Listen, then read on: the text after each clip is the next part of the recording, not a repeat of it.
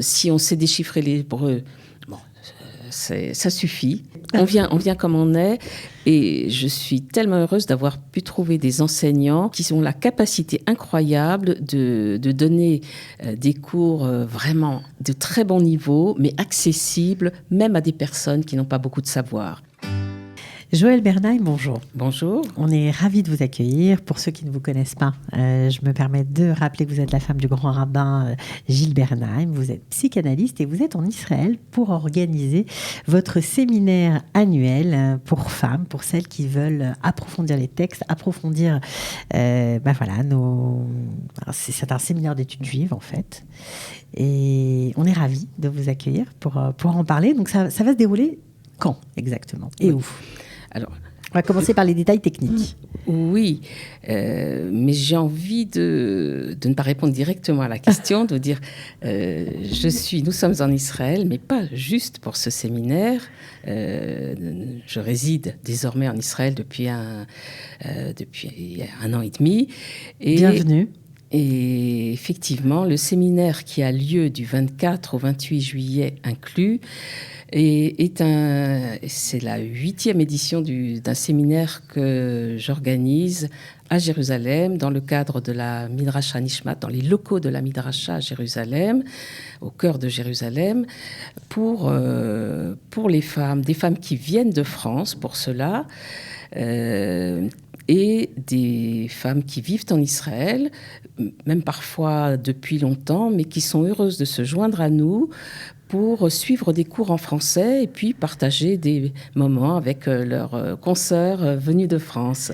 Et donc c'est un séminaire annuel dans le cadre d'un Beth Midrash que j'ai fondé il y a 10 ans en France, en direction des femmes, pour encourager l'étude des femmes, et qui a des cours hebdomadaires, des séminaires mensuels, et puis ce séminaire annuel qui est ouvert à toutes sortes de femmes, toutes celles qui sont intéressées par l'étude juive.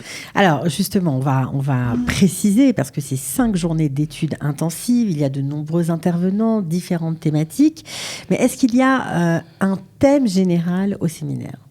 Oui, il y a un thème général au séminaire qui s'intitule Torah écrite, Torah orale, en hébreu Torah Shebirtav, Torah Shebe'al-Peh, tension et complémentarité. Alors, qu'est-ce que ça veut dire ? On sait que dans la tradition juive, on nous dit que Moïse a reçu au Sinaï ensemble la loi écrite, la Torah, telle que nous la connaissons, et la loi orale, ce qu'on appelle Torah Shebe'al-Peh. Qu'est-ce que c'est la loi orale ? Bien, la loi orale qui est devenue écrite ultérieurement, mais qui doit toujours garder un caractère oral, de dialogue, de discussion à deux, ça ne s'étudie pas tout seul. C'est la Mishnah, le Talmud, le Midrash, toute la littérature de Halacha, les responsables, tout ça c'est très important. Et trop souvent, nous ignorons ce qu'est la loi orale et comment ça fonctionne, et comment cette loi écrite, Torah orale, fonctionne ensemble, comment elles sont complémentaires, tension, dit-on, est-ce qu'il y a des contradictions, est-ce qu'il y a des... Bon, en tout cas, voir comment ça s'articule, alors que de tout, on ne peut pas étudier l'une sans l'autre. Et trop souvent, les femmes qui ont été écartées de Torah Shebe'al-Peh, de l'étude du Talmud, du Midrash, ignorent même que ça existe, en tout cas l'importance. L'importance. Et j'ajouterais un autre point, si valable pour, pas seulement pour les femmes, je crois que mon message s'adresse aux hommes également. On sait combien la Torah, le Tanakh, la Bible sont extrêmement importants, évidemment, mais d'une certaine manière, la Torah, la Bible, c'est devenu un héritage universel. Même si nous avons, en tant que peuple juif, une manière très spécifique qui est la nôtre de nous relier à la Torah.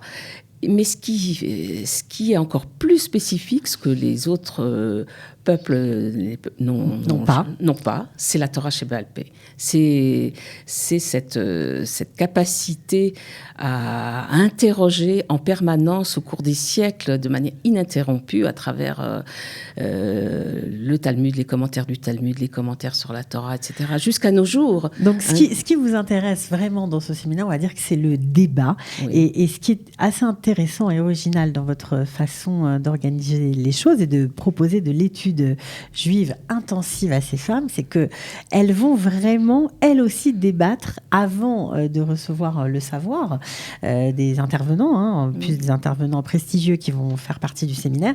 Elles vont, elles aussi, chercher et creuser avant de recevoir l'information. Vous pouvez nous expliquer comment ça va se passer concrètement ? Oui, alors...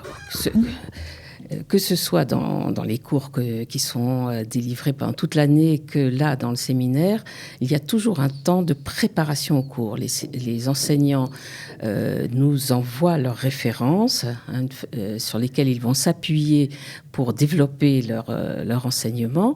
Et alors là, à Jérusalem en particulier, on va se retrouver avant les cours, ou le matin avant le démarrage des cours, ou le soir, pour étudier par petits groupes ou en chavruta, en binôme, pour préparer ensemble, travailler, s'approprier les textes en hébreu, avec une traduction quand c'est nécessaire. On n'a pas besoin d'être très savant pour assister.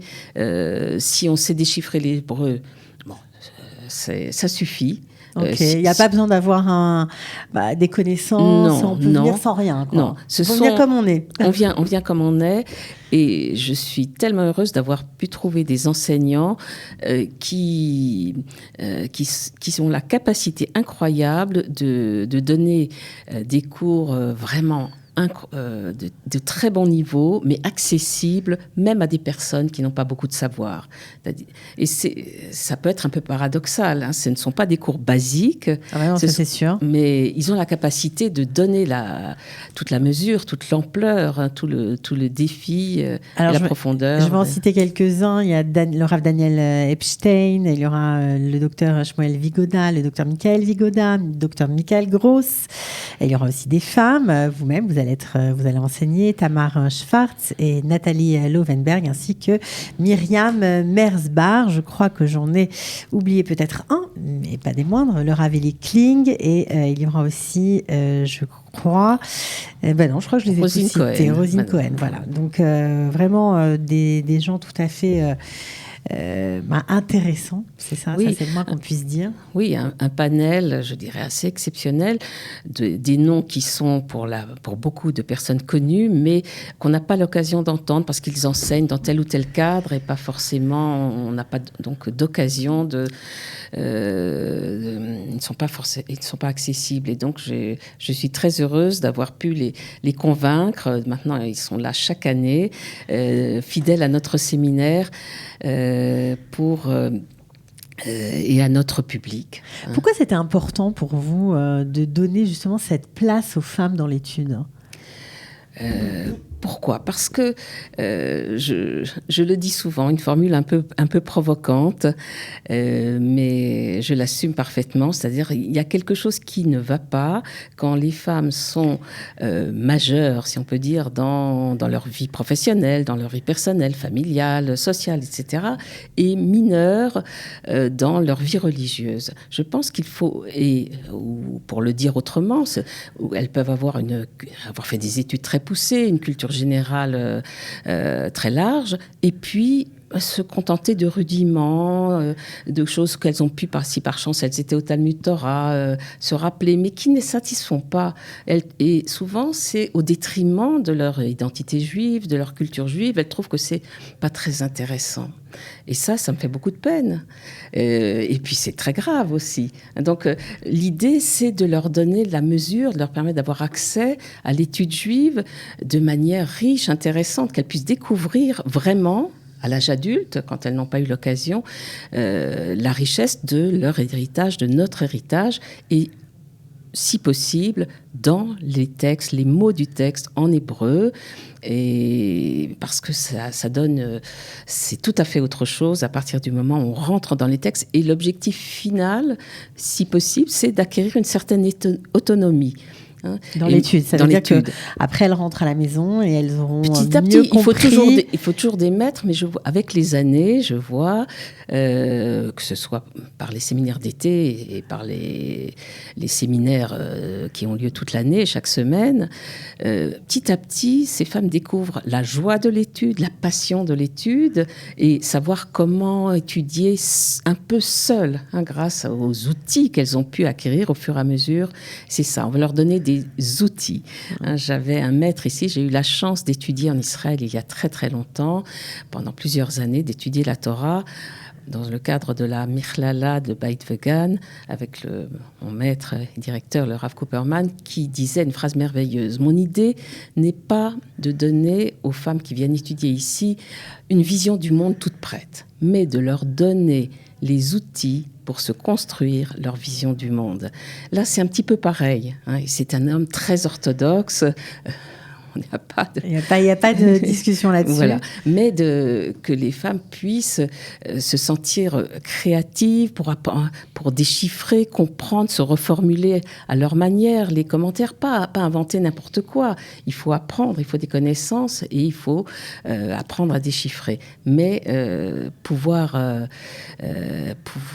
avancer seul dans l'étude et transmettre aussi, parce qu'il y avait autre chose qui m'a poussée à fonder ce Beth Midrash il y a une dizaine d'années, des mamans rencontrées ici ou là, à Paris, qui étaient bien... C'est elles qui sont avec leurs garçons finalement et avec leurs filles aussi. Oui. Et qui me disaient, compliqué. Mais je dois faire réviser... C'était en peine, je dois faire réviser mon fils, ma fille. La Mishnah, qu'est-ce que c'est la Mishnah? Je dois lui faire réviser sa Mishnah. Alors, je trouvais quand même très triste. Je ne dis pas qu'on doit devenir... au moins avoir quelques notions. Qu'est-ce que c'est la Mishnah? Qu'est-ce que c'est pour pouvoir peut-être et puis aider ses enfants et puis aussi avoir une culture générale en Torah, en judaïsme, qui soit de bon niveau. Voilà, bon alors si vous voulez comprendre comment la Torah orale complète la Torah écrite, eh bien je vous engage à venir vous inscrire. On s'inscrit sur le site Oui, c'est le plus simple. Allez sur le site www.ejaf.fr,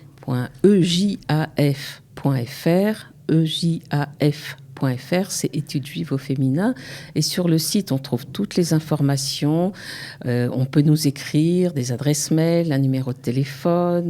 Voilà. Et ce qui est génial, c'est que on peut suivre tout le séminaire, on peut suivre quelques cours, une journée, 2 journées, parce que tout le monde n'est pas toujours disponible. Et si c'est ouvert aussi à celles qui ne connaissent pas votre association, qui vivent ici depuis longtemps et qui ont envie peut-être qui ont envie de nous rejoindre. Et il est encore possible de s'inscrire. C'est du dimanche 24 au 28 juillet inclus, de nous retrouver donc pour les cours à la Midrasha Nishmat à Jérusalem. On peut également loger sur place. Alors ça, c'est vraiment le super plan de l'été.